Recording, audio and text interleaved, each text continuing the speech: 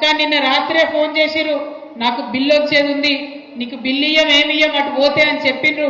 అయినా సరే ఎదిరించి ఇవాళ నేను ఈ సభకు మీ దగ్గరకు వచ్చినా అని వారి యొక్క పోరాట పటిమను చూపించినందుకు ఆ తమ్ముళ్ళకు కూడా ధన్యవాదాలు చెప్తా ఉన్నా.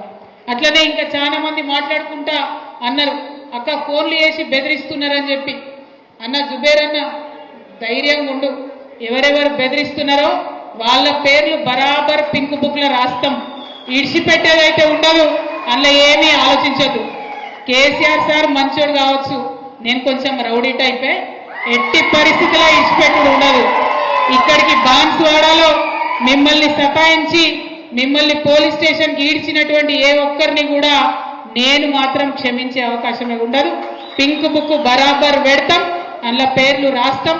అది అధికారులు కావచ్చు, నాయకులు కావచ్చు, ఎవరిని కూడా వదిలిపెట్టాం.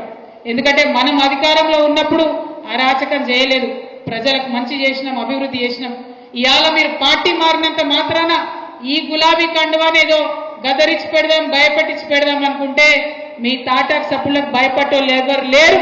మీ తాత, మీ ముత్త, మీ జేజమ్మ దిగొచ్చినా కూడా భయపడేటోళ్ళు ఎవరు లేరన్న విషయాన్ని మీ అందరికి కూడా సభాముఖంగా నేను తెలియజేస్తా ఉన్నాను.